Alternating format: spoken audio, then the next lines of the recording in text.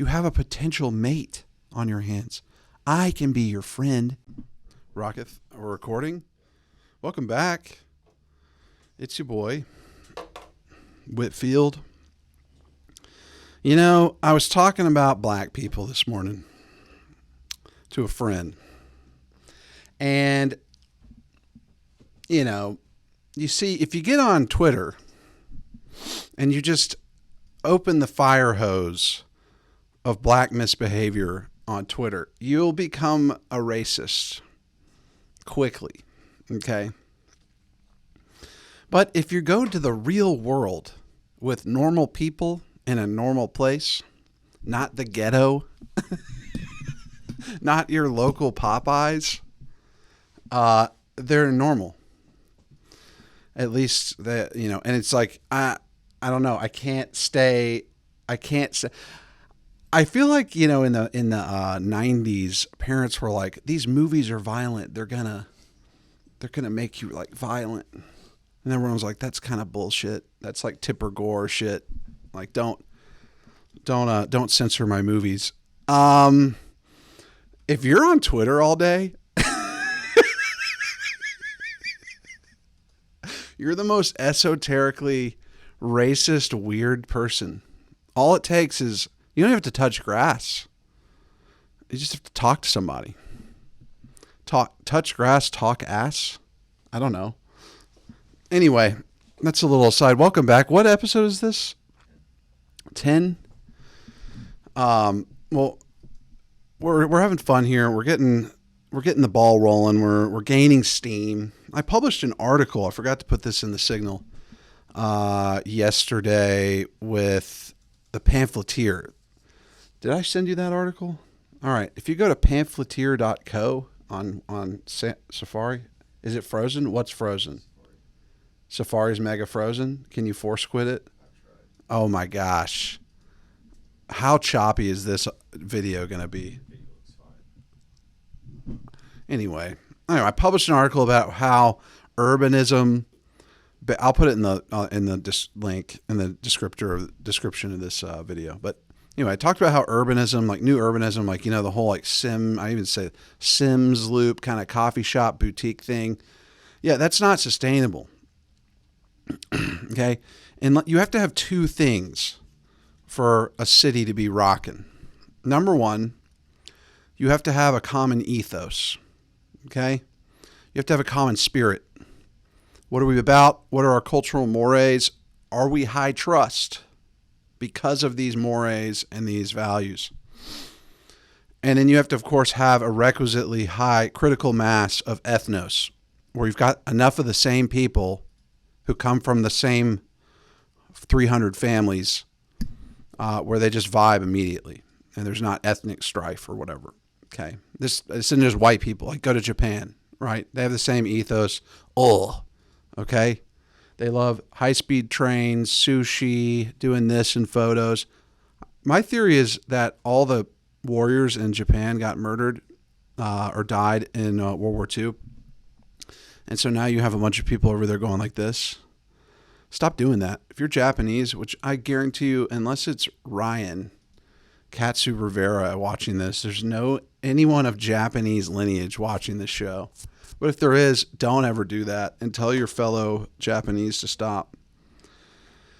So yeah, everyone wants walkability and public transportation and yada, yada, yada. It's not going to happen because the city was basically like everyone's like, oh, the suburbs. Either you're like, yeah, I love the suburbs. They're safe. They're ethnically homogenous. They're white. You know, it's chill. The taxes are low. Crime's low. Or you're like, oh, the suburbs are gross.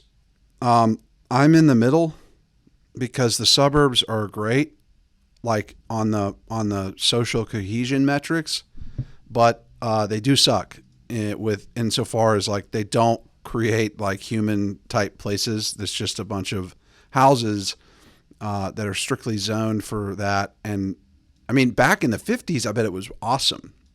I bet in the 60s and 70s it ruled because kids were outside playing on bikes, yada yada. Now they're all in their houses watching Skibidi Toilet. Is that working? Okay, you got it. Yeah. Well, I don't know. Just pop it up. I don't know. Does this shirt make me look strong?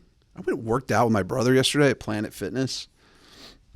I know you're not supposed to support them because they have the tranny bathroom stuff, but I'm too lazy to go in and cancel my subscription. And it's like 10 or 20 bucks a month. That's nothing. Okay. Though I was thinking, in the ecosystem, is it not working now? Go to DuckDuckGo and see if that'll work. I think I have DuckDuckGo still on there. But in any case, Planet Fitness, like in the ecosystem of workout places, Planet Fitness for women, like I was talking to my nanny about this yesterday. She's like 28, and I go, if you meet a woman who goes to Planet Fitness and that's her gym, are you kind of like, you know? She's like, I mean, I don't want to be rude, but yeah, it kind of. I'm like, yeah, and like the women there weren't ratchet. They were like normal, you know, Lululemon, immodest, you know, fit girls. But I was stunned because I haven't been in that kind of environment in a while, and I try to keep custody of my eyes. And so I'm just like, my brother's telling me, he's like, all right, so what you do with the chest presses? This hurts actually. What you do is you go, and then you explode forward, and then you let it down slow. Explode forward. And I'm like, I'm talking to him like I'm Padre Pio. I'm looking at the ground. I look autistic. I'm like, So you explode, and I'm not a non-eye contact guy, so my brother's like, what are you doing? And I'd be like, Oh, so like so this makes you, this right here, but keep the elbows stable. Okay. Yep. And just look at the ground. I don't even know why I started talking about that. Oh, well, anyway, speaking of the planet, the cities and the suburbs, no one can ever keep track. The only person, I need my wife to sit in here in a chair over there and go, no, you were talking about that. Because anytime I start talking, I'll just go down, I'll forget what I'm saying and just keep talking. And she'll be like, no, you were talking about the suburbs, you know, or whatever. I need to have my wife on as a guest. All right. So, and cut here. All right. That's where oh, wow. You got it up. Okay. That's it. Today's new newsletter, that link. Oh, is it not even? Oh my gosh. Okay. Here we go. Yeah. Yeah. Just click on that. What's missing about how we talk about, it's a huge clunky headline, Davis. What's missing in how we talk about livability in Nashville? Livability, more like schmivability. All right, anyway, I wrote this little blurb. It's like 600 words or something, 650. And in classic fashion, Davis was like, is the article ready for tomorrow? And I'm like, yeah. And I had like an outline and like maybe the first two paragraphs written. I was like, yeah, it's pretty much ready. Sure. And then I hammered it out. Anyway, apparently, this is some insider scoop. He told me that some government official in a nearby city sent this article to everyone who works for that city, like in an email, like a huge email blast to like everybody who works in that city. And I'm like, what? Was it that? I thought it was not greatly like well written, and I gave Davis the out. I was like, dude, let me know if this is trash, because you know I don't know if y'all have ever been to like like back in the day when I was in the music scene, people would get done with their set, and then their friends would come up, and a lot of times their friends would be like, "Good set, man, good set," or they'd be like, "How was it?" You know, and they'd be like, "Oh no, it was great, it was great." No, I'd be like, you know, the bass cut out, you know. What happened to the bass? I mean, it was good. Your songs were great, but like, I don't know. Something was a little off. So he was like, the end needs some revision. And he edited it some. But anyway, it's basically about how, look, this whole idea of walkability. If you've ever been to Seaside, Florida, or like an old town in New England or Europe, you like walking, and it's, it's ethnically homogenous, and or the ethos is there of like, we're not going to act crazy. Okay. It's wonderful. You walk around, you can walk to your church, you can walk to school, whatever. That's great. But what, like I said in the first, I think, paragraph, is Chesterton, I couldn't find the quote, but he had said one time that heresy is simply like excising a partial truth or a part of the whole truth, and then magnifying it at the expense of the whole truth. So for instance, let's see, like, all right, so Baptists, right? Baptists, of course, it's not pedo baptism, it's adult baptism, but they emphasize like God's grace, that I'm going to say, like, they're like, all right, look, like they go so far as to say like the baptism itself is like a symbol, right? Like, but God works radically through the person without, like the baptism is just an outward sign and symbol of your assent, of your assent to God's will, right? Now, the Catholic Church would say, yeah, of course it's an outward symbol, but it's efficacious, meaning that it imparts real grace. Like the water washing does something through the power of God, of course. We're not animists. Trying to think what else, like, I don't know. There's plenty of other examples in the Protestant world where one aspect of the faith is taken, right, and then it's like extrapolated and magnified at the expense of the whole truth. In fact, Chesterton wrote a great book about St. Francis of Assisi. If you haven't read that, it's really good. But he basically says that at one point the whole church was in danger of becoming Franciscan. Like the whole church would become Franciscan.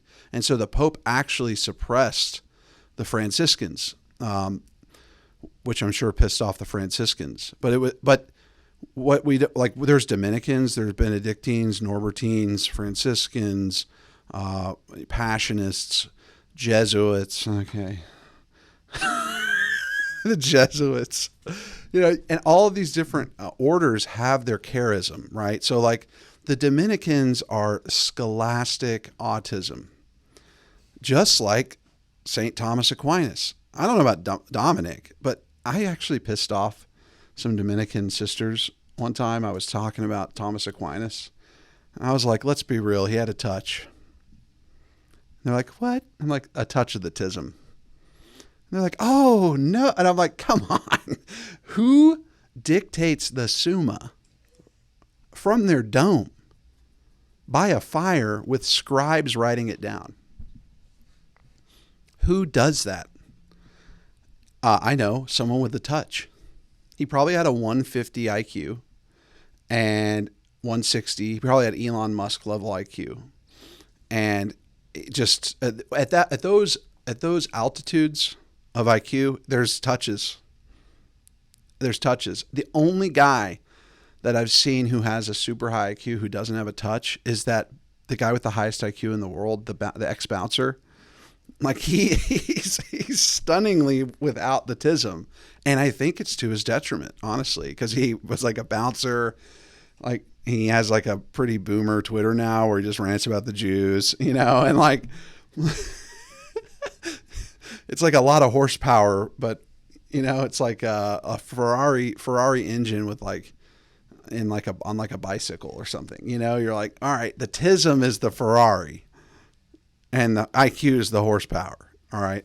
So anyway, so the church was threatened with becoming Franciscan. People were dancing in the sun and the moon, talking about the moon like it's their brother, selling all their stuff. That's all good. And that's another thing. Like you can find a charism in the Catholic Church for almost any temperament, almost any personality type, right? So if you've got a touch, if you're an engineer brain, kind of scholastic Dominican, right? If you're like, hey, I need to go live with the homeless and skateboard with them, like the Franciscan Friars of the Renewal in the Bronx do. You got that, right? If you're a big peace guy, like I hate guns and all that, go be a Franciscan. All right, that's fine. We're not going to not have our guns or our Vatican wall that's like 12 feet thick. Okay, but you can go do that in the Franciscans, and that's fine as long as you're cool on sexual ethics. Like I don't care if you're like, yeah, we need like universal health care and whatever. Okay, man, that's cool. Does that include subsidies to cut girls' boobs off? Because if it does, I don't want any part of it. That's the thing about universal health care. Like, I don't see it as an issue per se, but the current people who are calling for that, they also want like eugenic mutilation of children. So no thanks. Yeah, any flavor you want. Okay, I'm trying to think what else. Who else? I mean, the Franciscans and the Dominicans are the most striking. Like, all right. I mean, the Norbertines, I don't know. I can't. Our old priest was a Norbertine, but I don't really know their charism that well. And the Jesuits now. I mean, the Jesuits used to be like absolute warriors against Protestantism, and now they should be suppressed. The problem is the Pope's a Jesuit. Okay, which is the first time that's ever happened. And look at where we're at now. That's another thing about the Pope. People freak out. He's obviously wildly unclear. The PR wing of the Vatican needs to be coming out after every splash and going, no. Just like straight IV, funnel that to the AP and go, no, we didn't mean that. That's all all he has to tweet is, all he has to do is tweet and go, no, that's not what I meant. That's it. But we got nothing from the guy, okay? So anyway, so the Pope, everyone's like, oh, this Pope, he's so cringe. And yeah, he's cringe in a way. And in other ways, like, it could be way worse. Okay. Like, you all think and keep in mind, everyone's like, oh my gosh, he's like a secret Mason. Like Taylor Marshall, look, I love the guy. I'm never going to punch right on the TLM guys. Okay. Some people call him a fake trad. They're like further right than him or whatever. And some people are like, no, he's too much of a blowhard or whatever. And those kind of guys. I'm never going to punch right on T Marsh. I actually met him one time at a Catholic Identity Conference. I was sitting, I'd actually finished Infiltration audiobook probably a month before. And he's sitting in the lobby of this hotel and I'm sitting there and he's on his phone. I was like, Dr. Marshall. And he looks up, he's like, hey. I was like, Whitsmith. And he's like, hey, and I go, hey, I liked your book. He's like, oh, thanks, man. I go, nah, listen to it, which, and he's like, oh yeah. I go, one critique, if I may. And he's like, what is that? And I go, you had a female reader. Like the voice was a woman.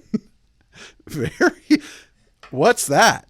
I mean, I'm not going to hate if the book was written by a woman. Sure. Go off. Like if I'm reading, Solange Hertz or something, like, yeah, have a British lady on there. Although remember we talked about this. I actually don't have a British lady on there. I just have an American speaking. And he's like, yeah, I mean, he kind of was like, yeah, I mean, that's the publishers. And I'm like, but you could have stepped in and I didn't say that. I was like, I go, okay. I mean, I understand. Just, that was it. That's it. Otherwise it was great. So yeah, the Pope could be way worse, but remember this, whenever you're thinking about the Pope, because people get riled up, right? They get on Twitter and they're like, I'm not even gonna, I met some people the other day who were like, I don't even say the prayer for the intentions of the Holy Father anymore. Like, I'm not even going to do that. Right. I think we should stop doing that. I think we should just keep praying for the intentions. Cause even if you think he's totally wrong, a broken clock's right twice a day. And at least some of his intentions are probably pretty good. I don't know. Like, I'm not a big fan of him changing the death penalty language in the catechism. But at the same time, like, maybe we shouldn't be at war and spending trillions of dollars at war all the time. Okay. I don't know. He's got to have some good stuff. But never forget, when you're thinking about the Pope, he is an Argentinian boomer. Jesuit. An Argentinian Jesuit boomer. In fact, I'm going to say a Jesuit boomer Argentinian. Those are the three main things affecting this, okay? He's not Bishop Strickland. He's a boomer from Argentina who is a Jesuit. Okay? Of course, it's going to be a little squirrely. It's going to be a little weird. I'm not worried about it. The next guy's going to be a Gen X guy, and we'll see. I mean, he could be a James Martin kind of guy, or he could be someone based. You never know. You never really know what's going to happen in these conclaves, honestly. I predict, this is the Goldpilled prediction, I predict that the Pope will be dead within 5 years, okay? Maybe 4. He's got one lung. If you've seen a picture of him, that like you go in your parish and there's that like weird kind of gouache, like airbrush looking picture of the Pope, and he's like, dude, if you look at a picture of him now, he's in a wheelchair. He's not quite as decrepit as John Paul II was at near the end, but he's like hanging on by a thread. He like didn't say the homily. He like didn't do the Easter Mass. He's like very weak. Anyway, we could get a James Martin guy. I think the liberals in the hierarchy are pissed at him, and they may very well elect someone conservative to bring back all the amenities, if you will. Okay. Because I will say one thing he's done is he's like cut their pay or what. I don't know what all he's done with that, but he's like cut their pay. He's not been friendly. Like all the old amenities, right? Like, oh, I'm a bishop, I'm a cardinal. Like I'm kind of fancy. That stuff kind of got slashed, which to his credit maybe needs to happen. But I think they're going to be like, actually, we want the guy wearing the red slippers and the tiara now, so we can have our allowance back. But anyway, is everything all right with the recording? All right. Now, this is going to be a big segue, but everything I just said is stuff you don't need to say on a first date. I've gone over this before. I have friends who disagree with me. But if that's what you're talking about on the first date, you better have a woman who is receptive to that. Because even most trad women, right, they might like a little banter about church politics or whatever. And I think in the old season, I might have done a dating kind of bit, but I'm going to refresh your memory, okay? And so I found an article online from WikiHow, okay, which is like infographics on how to do stuff. And it's actually pretty good. So we're going to review that in just a moment. But first, I'm going to go over, before any of that, I'm going to go over some basics, okay? People are raised in different houses. They're raised with different styles of speaking, manners of dress, all that, right? Okay. But if you're wearing crappy clothes, you might not know it, okay? But women care. They care about this stuff greatly. They are looking at nonverbals all day. They want to see what kind of guy you are. Can you provide? Are you reasonably handsome? In fact, I'm going to throw you a curveball really quick. Can you do the Hot Crazy Matrix really quick on YouTube? It's actually recorded in Hohenwald, Tennessee, which is also home to one of the largest elephant sanctuaries in the world, I think, outside of some Kenyan reserve. Which is, I think Hohenwald's like an hour outside of Nashville. I rode my bicycle there when I was riding down the Natchez Trace, 444 miles in 5 days, 6 days, 5 days of riding. And we stopped in Hohenwald for the night and stayed at like a Deerfield Inn, one of these crappy motels. And we ate at this Mexican restaurant. As we were riding down, it's like a Friday night, and this truck rides by and goes, "Fags!" And I was like, go read my article. Like, I get what you're saying. At the same time, like, we're riding bikes down the Natchez Trace. We weren't wearing spandex. Well, one of the guys was, so maybe that's why they yelled it. I was wearing cut-off jeans and a T-shirt and Chuck Taylors. It was awesome. That was an awesome ride. Do you have the Hot Crazy Matrix pulled up? Or is it frozen? This guy runs like a tactical school in... Hey everybody, James Yeager here with Tactical Response, and I got the terrorist mouthpiece with me. This is, go introduce yourself. I'm Dana McClendon. I am the consigliere to the Camden Mafia and the terrorist mouthpiece. But what are we going to talk about? What are you going to talk about today? Today's lesson is, it's a little off the beaten path of tactical response, but it's still something that you can use every day. This is the hot, crazy matrix. It's what you need to know about how to deal with women and how to analyze the situation that you may be in or want to be in. Okay. Important. Let's take a look at that right now. Okay, so this is the universal hot, crazy matrix. It's everything a young man needs to know about women.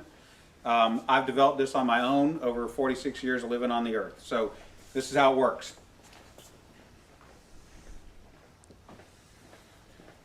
You have your crazy axis Have you seen this? and your hot axis. Hot is, as usual, measured from 0 to 10. We're all familiar with that. All of us are familiar with that. Crazy is measured from 4 to 10 because, of course, there's no such thing as a woman who's not at least a 4 crazy. So you got 4 to 10. This is your hot, crazy line right here. Very important that you keep in mind where the hot, crazy line is. As a rule, this is your no-go zone. We do not hang around and date and marry women who are not, at least in our mind, a 5. Never. So this is your no-go zone. You don't go here. We just rule this out. Life is better this way. That's the way it is. All right. Above a 5 and to about an 8, and below the crazy line, this is your fun zone. You can hang out here and meet these girls and spend time with them. That's your fun zone. But Trust keep in me. mind, when you're in the fun zone, It's fun. you want to move out of the fun zone to a more permanent location. Okay?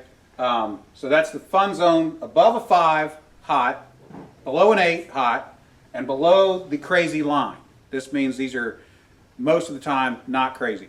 Okay? Above the danger zone, above the crazy line, we have the danger zone. Important. This is your redheads, your strippers, anyone named Tiffany.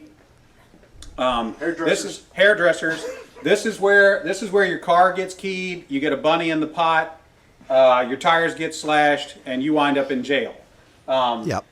Now that we have some of the chart filled in, we got a couple more pieces to put in. But at this point, understand something. This is not a static environment. This is a situation where you have got to use this matrix over time to develop some reliable data. It's like a dope chart, okay?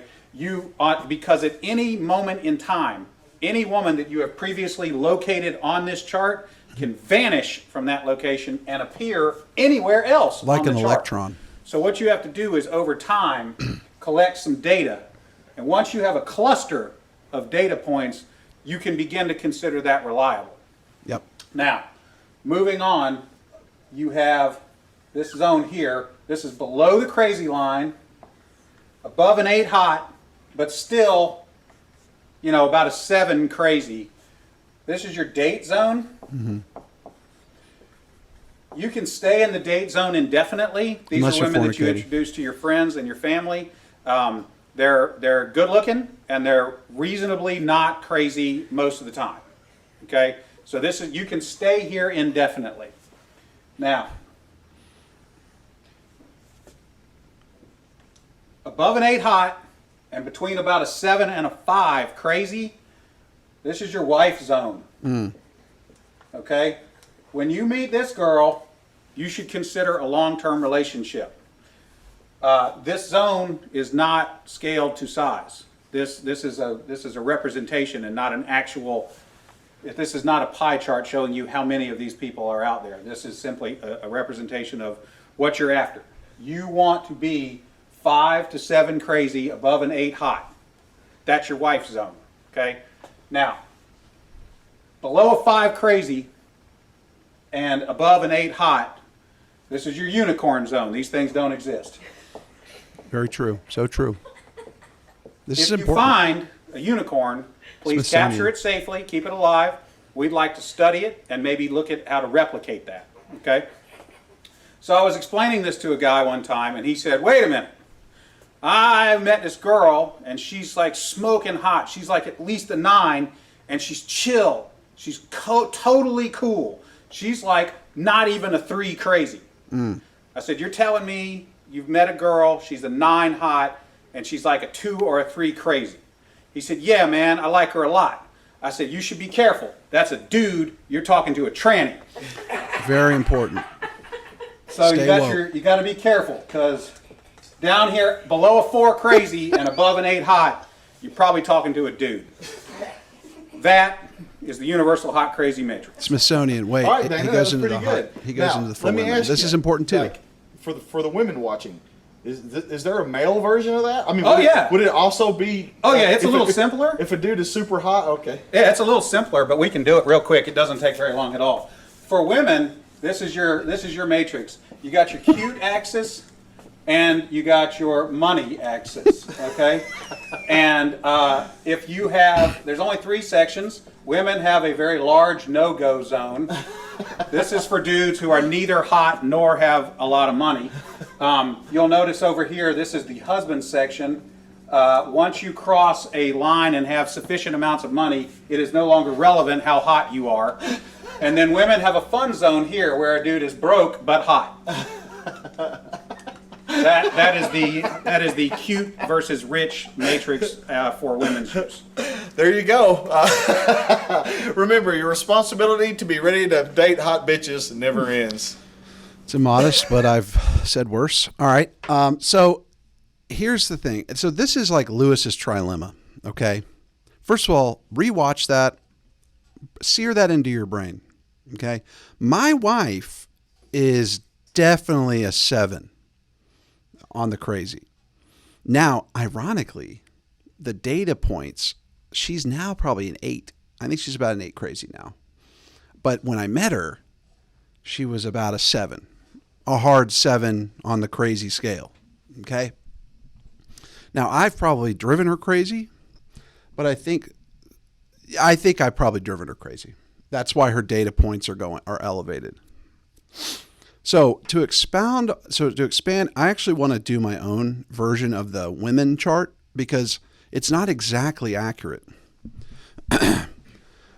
That rich line needs to be like this, not like that. Because if you're cute enough, and cuteness to them is physical, but also the potential to provide. So you have to have this potential to provide area there, which is what we're going to go over, okay? Because the money line's the money line, and you might be sitting there going, well, I'm not rich. I'm screwed. Not true, okay? Because when my grandparents married at 18, my grandpa wasn't rich, but she saw that she could hitch the wagon to him because he can provide. And he could become rich. And at the very least, provide a comfortable life, which he did. So we're going to go over how to be presentable to these women that you're determining from the hot, crazy matrix. Okay? It's very, very important. You can discern these. We have more data tools than ever. You can hop on Instagram. You can hop on their TikTok or Snapchat or whatever the Zoomers are doing now. You can look and see what they're doing. If they're doing a lot of this, don't. If it's a lot, I mean, maybe one where they're silly with the girls being a little silly, but if they're going like this, a lot, don't do that. That's above the crazy line. Okay. Now we're going to go over how to act. Now let's go to the clothing because this is important too. Because before you even go approach a woman, okay, you've got to come correctly. So I don't know what you're wearing at church. I made a meme that Matt Frad reposted, and there were like 5,000 comments on it. And I went through each one. It was delightful. The meme was about, you can go to my Instagram and look, but it was like, there's no good women in the diocese. And it was a guy with like a red dress shirt on and a little like his beard was nasty, and his car was dirty, and he had no money. Okay. Matt Frad retweeted it. He reposted that on Facebook and Twitter and wherever. People freaked. And there was all these guys in the comments, and they're like, what? I have a wife. And like their profile picture looks like what I made. And I'm like, touche. Honestly, touche. You found your lady. Great. Good. Okay. But I don't know. And Godspeed if you're married and you're not fashionable or whatever, or she dresses you. Don't ever let your wife tell you what to wear, ever. She can suggest things, but if she's like laying your clothes out or something, you gotta hey, snap out of it. They can influence for sure what you're wearing, but don't ever let them dictate unless it looks like what I'm about to present to you. All right. If you're wondering what to wear to Mass, this is a surefire way to wear something that makes you immediately approachable to a woman, especially if you're at a trad parish. Okay. Now this is at Walmart. This is from Walmart, and this can be had for $170 at Walmart right now. All right, so we've got black socks. This is not in order of importance. Okay, got your black socks, right? These are paired with black shoes. You can also go with charcoal. I actually prefer charcoal socks. I couldn't find them on here at a reasonable price. We've got a tartan tie. The tie doesn't matter. Just don't make it be shiny, and it shouldn't look like something your grandpa would wear normally. Don't make it look like you got it from those box sets from TJ Maxx, like the Van Heusen kind of like combo tie shirt combo. Just get something tasteful. You can get this for $20. You probably find something like that for $10 on Amazon or something. All right, you've got a black belt. Okay, simple. You've got $30 shoes. Now this is cheap. This is like the cheapest I could find that would be reasonably acceptable. You've got $30 Oxford dress shoes. Okay, if you go down, you've got a blue blazer. All right, it's got gold buttons. You don't even have to do gold buttons. You can get a sport coat with regular colored buttons. Blue blazer's a little flashier and nicer, in my opinion. You've got $12 Wayfarer knockoffs. Okay, you've got your white button down. I am not a big fan of the spread collar or the pointed collar. I am a button down guy, unless it's like with a tux or something. But button down, you can't go wrong. It's classic. If you're watching this, you have a touch, okay? And the button down indicates, so it comes from the Ivy style. All right, so this is all trad. You think you're trad? This is literally a subsection of fashion and clothing called trad clothing. Like it comes from the Ivies back in the 60s, and it's classic, and it probably won't go away for another 50 years. All right, next we have khaki chinos. $20. Easy peasy. You can use these for anything, but this is just a great uniform for Mass. Obviously, you want to switch it up with the ties. You can go like charcoal pants. If it's Easter, you could do seersucker. If you're in the South, up north, that might scare the hose. I'm not sure how they do it up there, but down here it won't. This right here, in fact, this idea was brought to me by a good friend of mine. He generated a list like this and sent it to me. I think it was featured on a previous episode. If you're like, man, I don't really know. Women, if you dress like this at Mass, and if you're at Mass and you go to like a Novus Ordo parish where no one else dresses up, you can take the tie off. Okay? If you're going to a trad parish, wear the tie. Tie or no tie, the jacket's a good look. Even, I don't care if you work at Valvoline, okay? I don't give a shit where you work. I don't care how much money you have. I don't care if you live with your parents. I don't care what you're doing, all right? That outfit is a universal, hey, I'm put together and I can potentially make money. That is a classic outfit. Now, I put the black shoes on there and the black belt because I'm more of a brown belt guy, but the shoes they had on there that were brown were so hideous. Well, I mean, the shoes were the same shoe, but the brown was way too light. You need a darker brown. So that's a great outfit to wear at church. It's surefire. The white shirt is crisp. Keep it crisp and make sure your stuff's washed. Okay, your clothes are washed. You take a shower. You don't smell bad. You floss your teeth, and put some Listerine in. I used to not use the alcohol kind because I'm a recovering alcoholic, and it just didn't work. So either get the yellow Listerine, which is the OG, like yellow Gatorade of mouthwashes, or get the blue mint. The blue mint smells better. The yellow one's for like people who are married, okay? Like that one's kind of harsh. So get the icy mint one. Floss, brush those teeth, get a little electric razor, and make sure you look not like me right now, okay? This is not a good look for, now I'm married, but still, I shouldn't even look like this. I was in a rush this morning. Either have a beard or have neatly trimmed scruff, but if you can't grow scruff, don't let it shine. And I understand you might have beard envy. You might be like, whatever. Women don't like the wispy shit. They don't like that. Just shave. Okay? It's important. Shave. And if you can scruff it up, scruff it up. If you've got a good beard, have a good beard. Don't let it if you're single. Well, I mean, I have a friend who has a massive beard who just got married. It's absolutely massive. But I think he's an exception. Have a beard that's neatly trimmed, looks good. Just be presentable, right? Okay. So once you got that, women are going to snap judge what you're wearing, how you could keep your shoulders up. Don't put your hands in your pockets unless it's freezing out. Don't ever do that. When you get out of mass and y'all are hanging out or whatever, I don't know what y'all's situation is, don't put your hands in your pockets and like rock back and forth. It looks nervous. It looks anxious.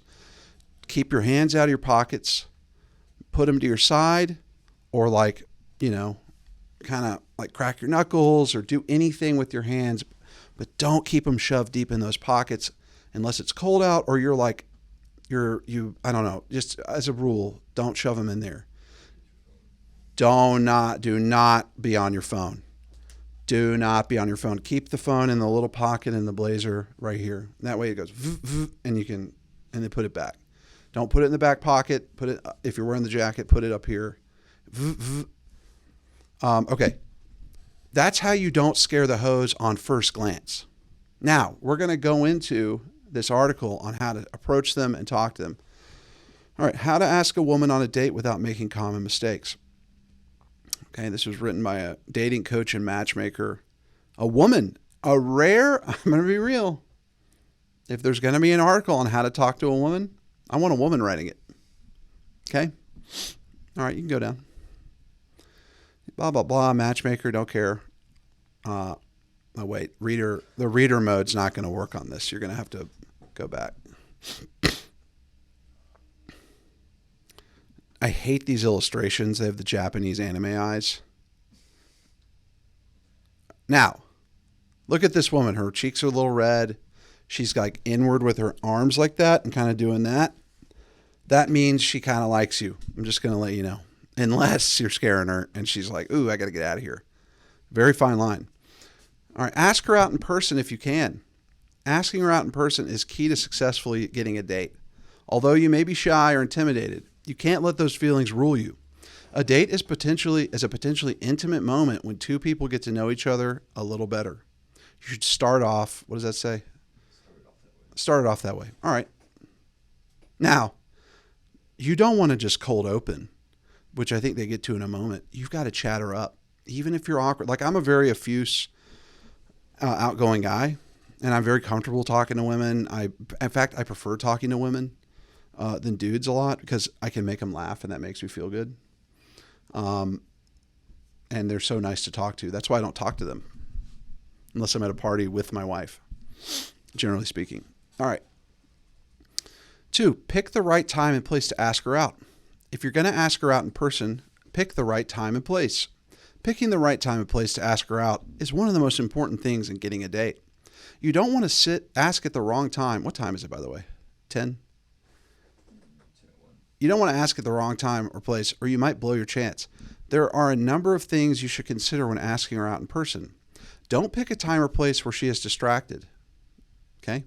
If you're in a bar or club with friends, try to find a moment when you're alone. Otherwise, some of your or her friends might invite themselves and make it a group date. You're going to find what is known as a cock block if you do this in front of her friends, because she'll be pressured. You don't want to like get her alone like a creep. But if you're asking her out in front of her friends and there's at least a 2-point aggregate 1 out of 10 scale disparity, like you're going way up, you're trying to go up, don't do that. No, don't do that. Unless there's like, if you're a 2-point ahead, what are you doing anyway? But at 1 point, like that's tolerable. Yeah, I mean, you can try this if you're already outgoing. If you're already outgoing, you know what this is, okay? If you're comfortable with this. If you're not, keep listening and watching. All right, don't scare the hoes. This is all about not scaring the hoes. Don't ask too early in your encounter. They should have put this in the very top. Ask toward the end of your encounter when you think you will part ways. Otherwise, you might seem too desperate. Very important. Very, very important. There's 2 ways this can go.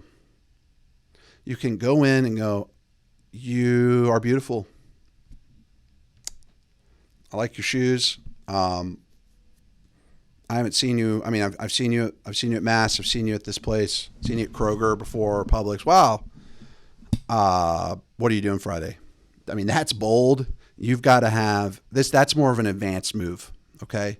That'd be an advanced move. What are you doing Friday? And they let you know. And they'll immediately make that decision. Or they'll give you a number and their number and won't respond, or another person's number that they don't even know. All right. Don't ask too early. You've got to cultivate this. It's best that you have at least like 5 or 6 touches with this person. I don't mean literally. Don't touch them. Okay? Yeah, don't do that. Don't like flick their hair and stuff. They're not going to like that generally. All right, call her with confidence. Perhaps you get her phone number at a club and want to contact her the day after and set up a date. This is all right, but make sure your phone call and texting is confident and pleasant. You've done the hard work of making first contact after getting her number. Don't blow it now. Start off the conversation in a light way. Joke about something appropriate. Try to get her laughing or relax. This is the most important thing. The number one way to make a woman relax is if you can make her laugh. Now, you don't even have to be that funny, okay? You don't have to come in and riff hard. You can say something like, it can be something very small, like, where are you from? Kansas. Now, you don't want to be like, oh, we're not in Kansas anymore. Don't do that. Just say something a little jokey like, Kansas, I don't know much about that. What's that like?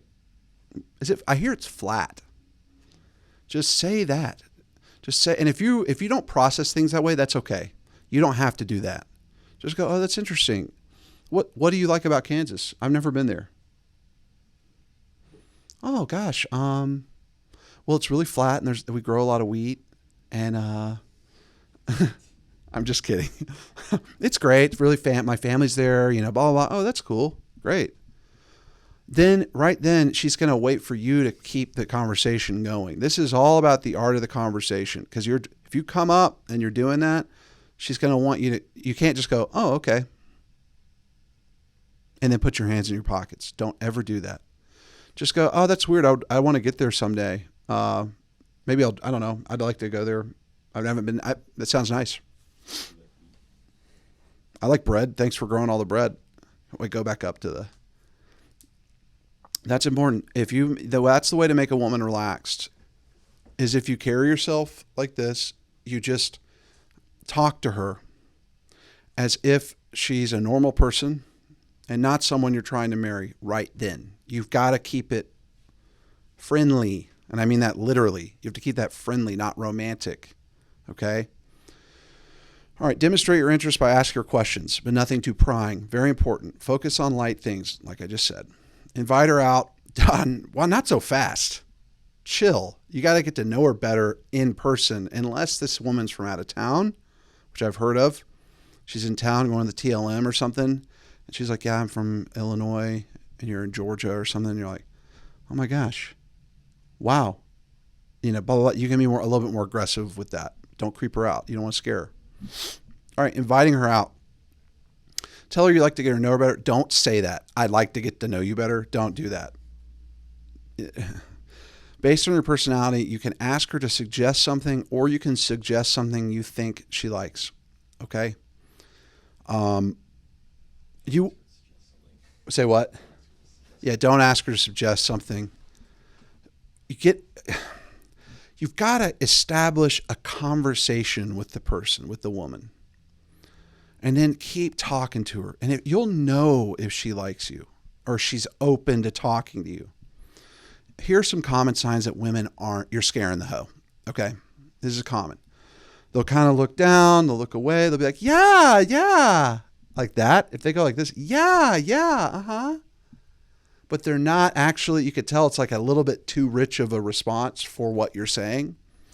They're just like, okay, uh-huh, not interested. And don't take that personally.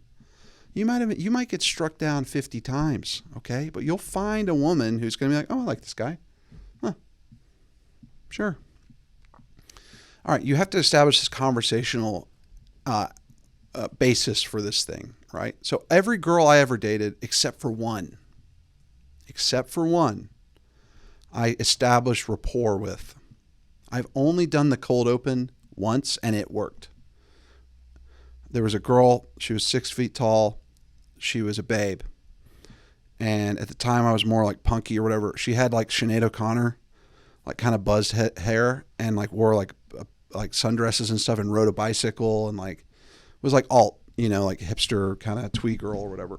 Anyway, Steve McNair, the day Steve McNair was murdered, which I think was July 4th. So Steve McNair was the old Tennessee Titans quarterback. He was murdered by his mistress. Not a good look. Then she killed herself. Not a good look for eternity. Speaking of which, I need to go to confession. But anyway, I see her outside of this coffee shop I'm having lunch with my dad with, and I was like, oh my gosh, there's this girl. I saw her when I was dating my old girlfriend at this club, this like hipster dance party club. I was like, oh, she's such a babe. Like, dude. And my dad's like, what are you, like 24? We're done with lunch. Go talk to her. And I'm like, what, just go talk to her? And he's like, yeah, just go talk to her. So I walk up to this girl, and she's seated. She's reading a book. Got her like boots on and stuff. And I was like, hey, I'm sorry, what is your name? And she's like, And I go, I don't know if we met that night, but like a year and a half ago, I saw you at wherever. And, I saw you and I wanted to introduce myself. And she's like, oh, okay. I was like, is anyone sitting here? And she's like, no. And I go, can I have a seat? May I? And she's like, yeah, sure. Dude, we talked for 5 hours. Started dating. I was like, you want to go out with me? I was like, what are you reading? Oh my gosh. Like, oh, you're from Alaska? She was from Alaska. And I'm like, whoa, what's that like? Like, well, it was crazy. I grew up in Anchorage or wherever. I don't remember. And you just chat. You talk. I ended up breaking up with her because she wouldn't talk. Like, we were interested in each other, but I talk a lot. I had to carry 98% of the conversations. And eventually I was just like, oh man, like, you're fine. You're a very beautiful, I was just like, all right, this isn't working, we broke up. But so that's the only cold open I've ever, and I'm trying to think if I've ever done that before and I got shot down. I mean, yeah, there's been plenty of times, like high school. And remember this too, if you're young, if you're in your 20s, we might have to make this 2-part, but if you're in your 20s, the sexual market value of a man is at its peak around 34, 35. And so like, don't be surprised if you're in your 20s and these women are not like, oh, hi. Yeah, I want to talk to you. No, they want to, I'll never forget. I was at this road rally with my dad. My dad collects these old cars and goes on these drives called road rallies. And I was 18. I just turned 18, and we go to Quebec. We like drive up to New England, and we stop in Quebec City, and we stay at this really awesome hotel called the Chateau Frontenac. All right. And it's on the top of the hill in Quebec City, which is basically like a French city. It's really old. It's cobblestone streets. It's awesome. And this is like an old chateau. It's like an old, huge hotel, like from The Shining kind of. Not anyway. There was so these guys who were driving these cars had some of their kids with them, including like me, like adult children. And one of the girls was like 20 years old. She was fine. What was her name? Alexandra or something. She was so fine. And I was like, oh my gosh. Like, so I was like, hey, how's it going? Da, da, da. And she's like, good. Oh my gosh. Like, this is so crazy and cool. I'm like, I know, right? It's crazy. Then this guy who was the son of a billionaire had an extremely rare Shelby Cobra, like Shelby Mustang. It was a King Cobra Mustang. This was a '69 KR 350. It was gold, original. Had like 20,000 miles on it. I mean, the car now would be worth like $100,000. And it was a convertible, had a huge V8, and he drove us to this club. And you can drink when you're 18 in Canada, at least you could. And we go, and it's like a rave kind of. It's like a club out of a movie. It's 3 stories. They have these light. It's like, you know, like, oh yeah. It's pre-EDM, thank goodness. It was still like house music. They had this scaffolding for the lighting that would go down all 3 stories till it was like 12 feet above your head, and it had these spinning lights, and like it was crazy. So it was the first time I really got super drunk. I wasn't driving the Shelby, okay, and I was taking shots. I was taking shots, and we drove back through these cobblestone streets in this incredible Mustang that was so loud, just like echoing off these like medieval looking buildings. Anyway, I was gunning for this girl, but then there was a guy who was about 35, 36 years old, not married. No. The guy with the car was like 22. No. The white's only on this thing. Not Arab. Anyway, this guy brought what was he in? Either Austin Healey 3000 or an XK 120, Jag XK 120.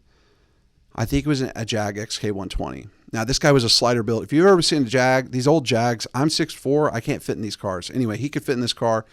He had the Persol sunglasses. He wore a linen white button down with the sleeves rolled up, had an awesome belt, loafers, chinos on, looked awesome. This guy pulled her. Now, if I'm hanging with a guy who's like 35, 34, he's like, yeah, I was at this thing and it's like 20-year-old or whatever. I'd be like, okay, you're a grimy goblin. I get it, but you're a grimy goblin. Okay. So he scooped her and like they went off and drove around, like went back to his room, I think. Anyway, I don't know that. She'll never, I don't. Anyway, so don't be scared. Don't be sad if you're in your 20s. It's like being in college or high school. You become a freshman. The senior girls are hot. The junior girls are hot. They don't want to talk to you.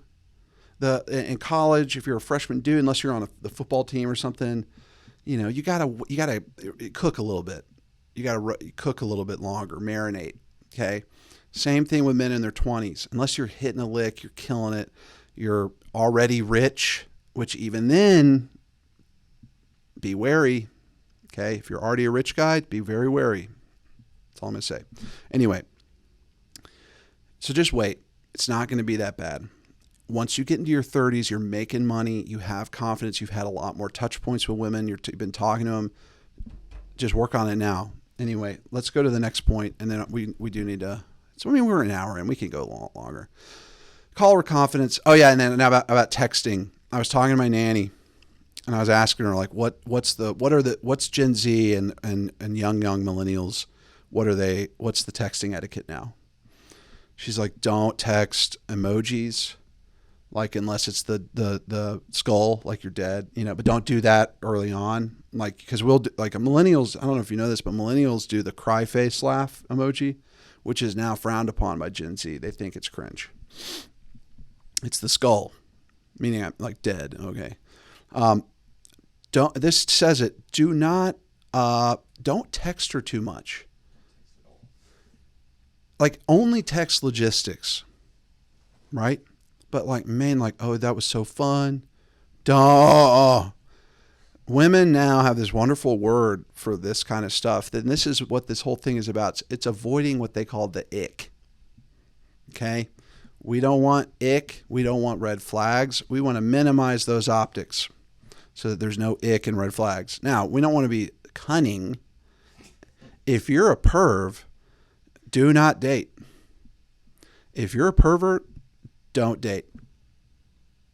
Ever. If you're like an intractable, if you've got like deep struggles with deep perv shit, don't date. Not going to fix it. And then you're going to drag this poor woman in. And then the next thing you know, she's finding like tentacle porn on your computer or something. And you're like 4 years in and is like, what? Some weird forum you're in? I don't know. You're like busted by these pedophile guys. Don't date.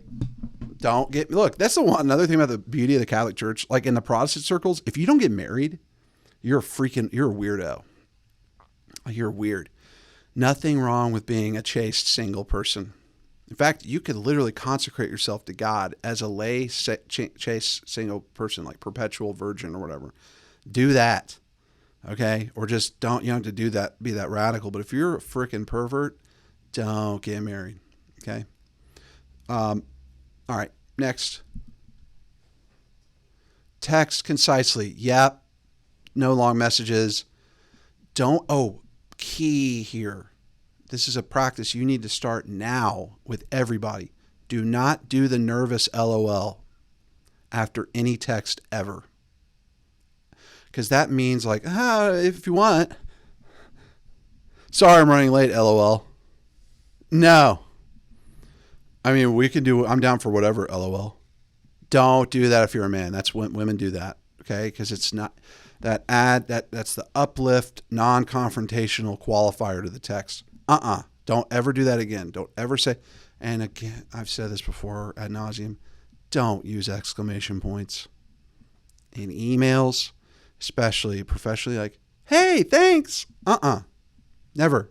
Don't do that as a man. Don't be like, hi, hope your Christmas was good. Hope you had a great Christmas. Good to see you. The only time you should be using an exclamation point is when you're writing a novel, or it's something like, where the hell are you? Exclamation point, 5 of them. Like, it's got to be a hair on fire situation for an exclamation point. Don't do LOL. Don't do, hey, thanks. I had a great time last night with exclamation points. Nope. That'll give them an ick. The ickdar starts ticking. Don't do that. All right. Don't write a long message. Don't do that. Now, look, frankly, one of the most effeminate things I do in my life is I text fight with my wife. And I'm sorry that I'm having to admit that right now. Because I'm a writer. I mean, I talk a lot. You're obviously watching me, but I think best when I'm talking or writing, and I want to be concise. And it's a big vice of mine. I'll be like, what the hell are you doing? Like, we're supposed to be, what's wrong with you? And another thing, it's easy to do when you have kids, because instead of yelling, it's like, hey, fuck, what the hell is that? And you're like, I didn't do that. And it doesn't jump onto the call or whatever. Because I'll fight with my wife on a call or like in person, of course. But the gayest thing I do in my life is I'll text her, I'll text a long message to her complaining about something that she's doing. Gay. All right. Don't be forceful. Yeah. Don't tell her what she should do to a point. You could say like, oh man, we should go to the, don't say man. Oh, we should go to the, whatever. She said she likes something, like, oh, we should do this. Huh? What do you think? All right, blah, blah, blah. Don't be forceful. Allow her time to respond. Don't jump the gun. Oh yeah, don't do this. You got to wait a few hours. Don't even kind of ghost her sometimes a little bit. Like, you might want to respond right away, like, hi, yes. Oh, wow. Sure, babe. Oh, they're going to ick. All right. All right, next one. Is there anything else on this? Avoid being vague. Yeah, be very clear. Hey, so I've got some free time at 7 on Friday. I was going to this thing, but I got canceled, or like I usually. What do you want? What are you doing? I'm thinking about going to XYZ. I might go to Adoration at 5. You want to come? That's easy. All right. What does that say up there? Treat her appropriately. All right. Let's treat her with respect. Never insult her to be rude to her. Yeah, it's something I got to work on. Always consider her opinion and taste. Don't make assumptions about her before you get to know her. Yeah, unless she's like got massive amounts of nose rings or something. Yeah, I mean you can judge a book by its cover a lot with people. So obviously you've got to have that baseline attraction. But you don't want to make certain you're going to make snap judgments about a woman based on what you're seeing, but obviously there's more to people than just what you see at first. So you don't want to make assumptions. All right, next point. This might be boring, y'all. I don't care. This needs to be talked about. Okay, huge. This is huge. Avoid looking like a stalker and know when to give up. Go scroll up. I want to see what this guy's wearing in the kind of what I told you to wear, but don't wear a t-shirt with a blazer. All right, avoid looking like a stalker and know when to give up. This is very, very important. You've got to be cool. Even if you think this is it, this is my wife, oh my gosh, I can't be without her. What is with these boomer weird trick your doctor doesn't want you to know? Doctors hate this one weird trick, clear signs. That's okay. Trust me, if you're watching this, you've looked at porn. Okay, all right. If she rejects you, don't try to read between the lines and interpret it as her playing hard to get. If she rejects you, don't go out of your way to bump into her randomly. Creepy. If she rejects you, don't be rude. Just move on. Once she's into communication with you, this is most important. It's over. Now, I have one friend who was persistent, and he asked this woman to marry him 5 times, and asked her out on a date 3 times. She worked at like a flower shop. Say what? I don't know. So they started, now they're great. They've been married for a while. They've got 5 kids. They're awesome people. It's just kind of funny. So he went for it. Now he was very confident, and he's a very good talker, and he's good with women. All right, next one. Is that 2 women? No. What is that? The Abe Lincoln Gauge? Don't ever have a beard like that, ever. The Amish Abe Lincoln beard with a man bun. Be honest about your feelings. Don't sell yourself as a friend. Very important, guys. Oh, you don't have a friend. You have a potential mate on your hands. I can be your friend. You don't want to hump me on a camping trip. This is a good litmus test. I heard this from Gavin McInnes, peace be upon him. A good litmus test for a friendship is, would you go camping with this person alone while you're dating someone else? You might go on a camping trip with your sister or your first cousin, which as of recently in the state of Tennessee is illegal to marry, as if we needed clarification.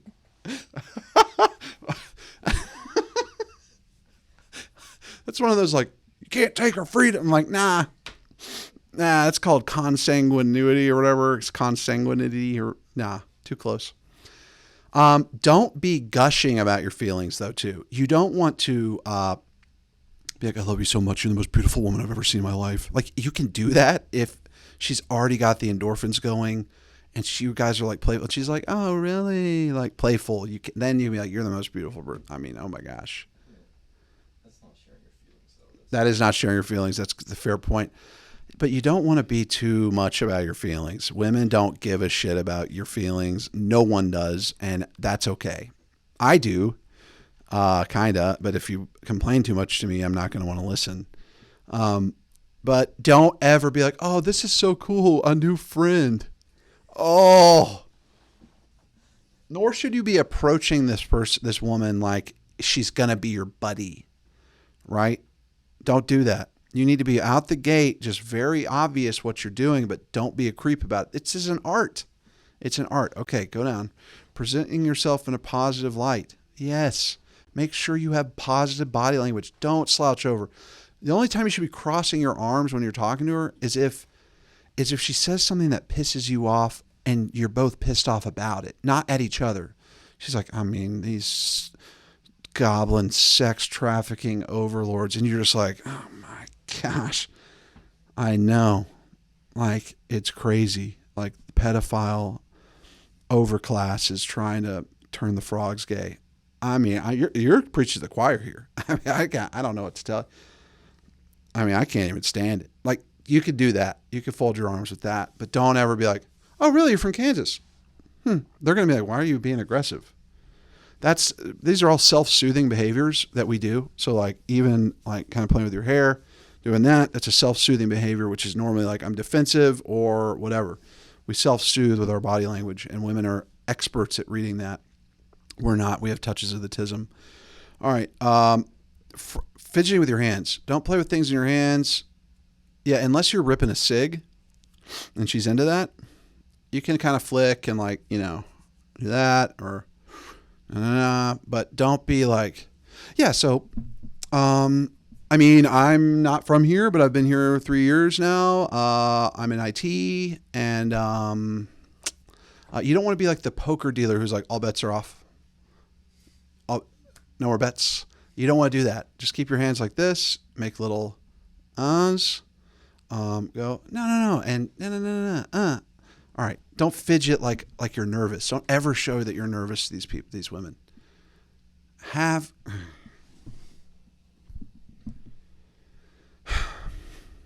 good hygiene. We already went over this, and I don't want to beat a dead horse.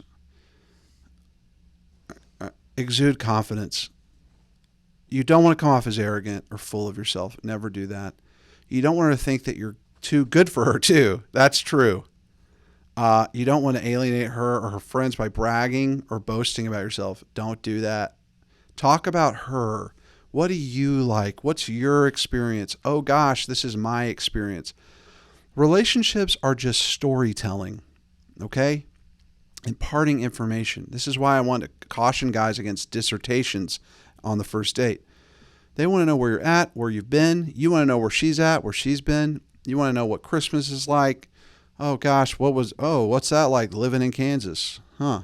Crazy. Well, where I'm from, like we did that. Do y'all eat goose on Thanksgiving or Christmas? 'Cause we do turkeys, but I hear like if you're from like Minnesota, they like do goose sometime, like geese. Is that a thing, or am I like, is that weird? I don't know. Like, oh my gosh, yeah, it's gross. I don't like it. My grandma does it. But you got to exude confidence. Now, you don't want to be overconfident, obviously, but like you have to like yourself. Okay? And like, yeah, if you're kind of a nerd, that's okay. You're not having to be like Rico Suave or whatever. Just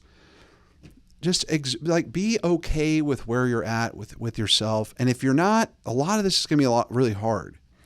If you're listening to this and you're like, man, I don't know, these women, I have a hard time with women. That's all right. Just do some of the things that we're talking about. Be confident in like what you're good at, right? Like, I'm not good at math. I don't know my multiplication tables, except for when I sing them, because I learned songs with the sequences when I was in 4th grade.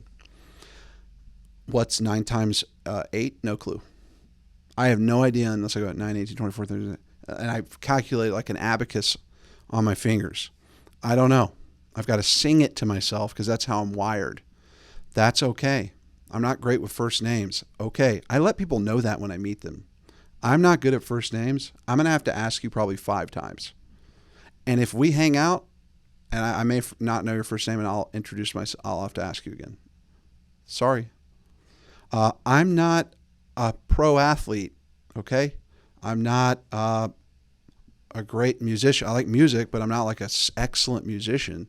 I just know where I'm at, and I'm okay with the good qualities I have, and I work on the bad qualities I have, but I don't let the bad qualities I have overshadow the good qualities I have as far as self-perception.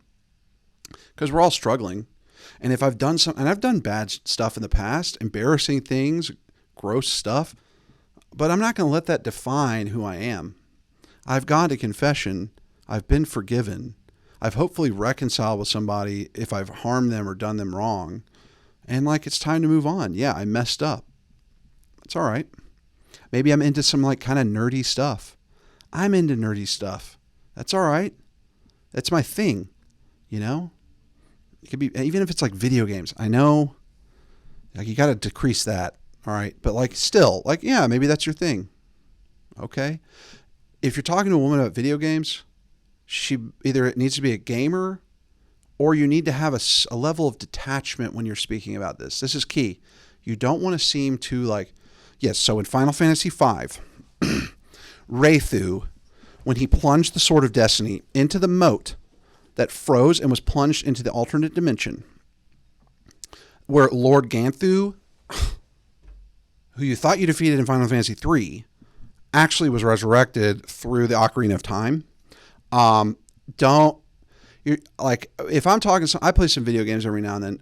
We got a Nintendo Switch, and I've been playing some Zelda with my kids and some of my free time. If I'm talking to someone about Nintendo, a woman, I mean, I'm married, so it doesn't matter, but like, they're like, yeah, what do you do in your free time? I would never mention video games to begin with, ever. No, I would never mention that, especially not at the front end. I might be like, yeah, and I play some video games every now and then, you know. But I'd mention other things. I read, like to go on walks, like to hike, whatever, make music, whatever it is.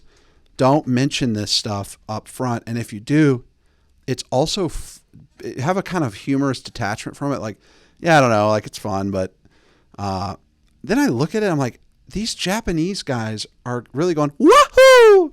It's a me, I'm Mario. Like, these Japanese guys are doing these funny, like, can you imagine being in the drawing room for like Mario? That's funny. You know, these 80s guys with their ties on and they're like, oh, you know, and like becomes an overnight success. I don't know. It's really funny to me. Don't admit you went and saw the Mario movie by yourself. All right, go down, exude confidence, act naturally. There you go. Don't make a big deal of it. Now, very important with this, don't make a big deal of asking her out. Do not act like it's super detached. Okay, I was just thinking, I don't know, if you like want to go out sometime or something. Like, I mean, whatever. No, they're gonna be like, what? You go, hey, great way to do this if you're talking to a Catholic girl who's like in it, is be like, hey, so I go to adoration on Fridays. You want to come with? Yeah, maybe. Friday. I do have this like thing I do on Fridays. Let me text you. Let me get back to you. Okay, cool. This reminds me though, I have a friend who I was standing up with one of my confirmation sponsees at a mass, and I was standing up, and this guy, my friend, was sitting in the pew, and he, unbeknownst to me during this, because I'm like having this guy confirmed, this other guy. Okay, so I'm standing in mass with a sponsee. My other sponsee, who is already coming to the church, is in the mass, in the pews. While this mass is going on, he sees a cute girl, and he goes and sits next to her. And then right after mass is over, he's like, hey, I haven't seen you here before. She's like, oh, I don't normally go here. And he's like, that's wild. What are you doing right now? You want to get some lunch? And she's like, yeah. I mean, you can do that, but you have to come correctly. Now, this guy is going to be, well, I think technically now he is a pilot. So women love pilots. Oh my gosh. If you're in med school. Last night, my wife literally said, someone was talking about a friend, or our nanny was talking to my wife about this guy who was in med school. And my wife just goes, sexy. And I look up and I go, what? She goes, sexy. You're in med school? Sexy. Okay. This is what we're talking about. The potential to earn, the potential to provide. Obviously, if you're rich enough, it doesn't matter what you look like, duh. But you don't want to be with those women anyway. But you have to have this potential. You've got to have, like, is this guy normal enough to function? Is this guy normal enough to go to work and potentially keep me at home? That probably won't happen, but maybe it would. Could he do that? Does this guy have what it takes? Is this guy friendly enough? Is he, does he have too many problems? We need to shape ourselves up, get our optics looking right, and then approach these women. That's why my friend, who's done a bunch of prep, can go sit down next to this cute girl and then go on a date. It didn't work out. They went, I think, on 1 or 2 dates, and it didn't work out. But, I mean, I was just like, that's a Chad move. Glad to know you. All right, next. Resist the... Okay, go back up to the picture. Classic. Okay. I actually read the stats this morning. 3.8% of marriages in America are white guys to black women. I'm not denigrating what. The other way is, excuse me. 3.8% of black women are married to white guys. 9 or 10%, 9 or 10% of black guys are married to white women. Now, I think I mentioned this earlier. One of my son's best friends is a result of a marriage like this. So I'm never gonna like knock this. At the end of the day, I mean, it's just contextually, like, it's just not that this doesn't happen. So I just find it funny that they're putting this up. A classic though. All right, resist the temptation to propose on a grandiose first date. Actually, go back up to the graphic, because when I was dating my wife, I do not do this unless you have it secured. Do not ever do what I'm about to tell you unless you know that she isn't going anywhere and you already are funny with each other. I fake proposed to my wife before we got married, before we were engaged, in the Kroger self-checkout line. Funny, one of the funniest things I've ever done, frankly. We were just like, it was like beep, beep. And I was like, Rebecca June. And I got down on one knee and she's like, get up. And I'm like, I love you so much. I know we're second cousins. I said, in fact, one of the first meetings I had with my wife, which I didn't remember because I was high, is I'd seen her out like dancing and stuff, and I thought she was cute, and I saw her in our college library, and I went up to her as a joke, and I fake proposed to her while she was on a library computer, and like all these girls are in there, and they're like, oh my gosh, and she's like, what the hell's your name again? I was like, what? And she's like, get your ass up. What the hell is wrong with you? I was like, I'm just kidding, see ya. And because all these girls were like, oh my gosh, wow. So I did that like 4 times. And then when we got engaged that night, we went to dinner. We got engaged at this now defunct restaurant. The building was torn down. It was up near the sound stadium. Anyway, we go downtown, and I go, give me your ring. And I get her ring, and we'd go, and I would fake propose again downtown in front of people. And one time I was like, Melissa, will you marry me? And she's like, we're cousins or something. Like she would say, and like, cause all these people were like, oh my gosh. And then she would say something crazy, like, no, hell no. And people would be like, oh my gosh. Like, oh my gosh, what? Or she would say, we did a couple, I think we did it like 10 times in different spots of downtown. And then like 2 times, she's like, yes. And they're like, oh my gosh, was this for real? All the dudes are like, oh shit. And all the women are like, oh my gosh, this is so crazy. We just witnessed that. And I was like, oh, we're kidding. We literally got engaged this earlier, like 3 hours ago. All right, next. And then we got to wrap it up. This is a long one. Is that it? Okay. Look, so that's how you approach. Keep your car clean reasonably. Even if you're driving an old crappy car, just take it through the car wash. If you have weird rims, get those off. Put the OEM wheels back on. No weird rims. No weird rims. They better look good. All right? Now, I'm a car autist, and if I see aftermarket wheels, they better... I've only seen, I'm not kidding, probably like 20 aftermarket wheels on a car where I'm like, that looks great. Usually they're like BBS on an old Beamer, or like, especially on a new car.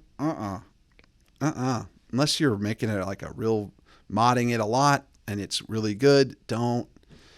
The wheels now, like, as I think Dave Chappelle had a great bit on this. He's like, why is everybody going to get rims? Don't you know these engineers like put it in a wind tunnel and like design it to look like the car? And, you know, what do you think, you're going to make it look better than these people made it look? Like, that's how I feel. Like, if you've got fake rims on your car or like aftermarket wheels, especially, I'm sorry, unless you're like in the country, in a country parish, the truck rims with the star on them and they like have the fake lug nuts. No, just go back. Go back. I'd rather you have like basic steel wheels. Anyway, enough about the wheels. Keep your car clean. Keep your body clean. Always have the inside of your car prepped for if a woman would come in it. Okay? So don't have nasty air fresheners. Get rid of the Glade. I hate this shit. Get rid of the Glade. Unless someone barfed in your car, you don't need the Glade vent things. Don't do that. They smell bad. No one likes fake blue. Okay? The blue smell. Like, what is this, Avatar? No one wants the Avatar smell in their car. But always keep it as if a woman could get in it at any time. So keep your shit out of it. Don't put your dip spit anywhere. Don't let your Zins go all over the place. Don't keep your McDonald's cups there. Get that shit out of there. Keep it looking nice, okay? And don't put her in song jail when you get in the car. Have something cool playing low. And she's like, oh, this is cool. You can kind of turn, oh, yeah, I like this band. Like, oh, is this movement C of box whatever? Yeah, I don't know what you're listening to. Yeah, this is the London Philharmonic instead of the Berlin choir or whatever. And you're like, oh, okay. Just keep it low. Keep it chill. Keep your car reasonably clean, fueled. The last thing you want to do is be like at church or somewhere and be like, hey, you want to come with me? Oh, gosh, I need to get gas. Oh, no. No. Now, if for some reason, which is never a good sign, you have to ride with her, always say, hey, I can drive. I'll drive if you're cool with that. And if they're like, no, you're in the friend zone or something. Don't, But always pump her gas. Pro tip, when you're married, go fill the car up. Make it so that your wife never has to go to the gas station, because gas stations are for dudes. They're grimy. There's fumes. They're disgusting. There's crackheads. There's neon lights and shit. They don't need to be there. It's a harsh environment. It's scary. Women don't like pumping their gas alone. Just go pump it for them. And your apartment or whatever. Dude, minimize it. Look up the KonMari. I don't give a shit. Even though it's like animist Japanese shit where you're like thanking your clothes. Just make it like secular yoga to you. Don't have a shithole apartment. Don't have the posters up. Don't have your gaming system out all the time. Like, keep that a little bit hidden, or like just on the thing, and make sure your stuff looks okay. I mean, there's that meme where it's like men are happy in a folding chair and a jar of peanut butter. How do men live like this? We just do. Now, on the other hand, you don't want it to be too meticulous, because they walk in and it's like coordinated too much. They're going to be like, this guy's gay or a serial killer. Now, Cat Williams has an interesting philosophy on this. He says, I'm going to quote, I like bitches. So what do I have in my house? Stuff bitches like. I got this kind of drink in the fridge. Now he's a fornicator, so I've got a silk pillowcase so they don't mess their hair up. I've got nice soap in the bathroom. I've got a good candle. I've got and I've got snacks they like. Don't do that, but maybe have some nice soap. Have like some decent soap, not just like the Goldfish soft soap. Don't have the Goldfish soft soap. They see that and they're like, put it in a glass thing. Put it in a little glass thing. Make your place respectable. It will make you feel respectable. You'll be more respectable. You'll feel good. And if you're living with your parents, that's okay too. That's okay. Like, be sure you're in a trajectory to be moving towards something else. If you are like, yeah, I'm going to school. I'm in between school and it's summertime. I'm living with my parents. That's okay. In fact, that's good, because then you're less likely to fornicate, unless your parents don't care, which is not good. But anyway, this is a big dating episode or whatever. And I'm sure there could be a part 2 to this. And if you're bored to death, I'm sorry, but you've made it this far. So God bless you, and nighty night, baby. I love you. Oh, yeah.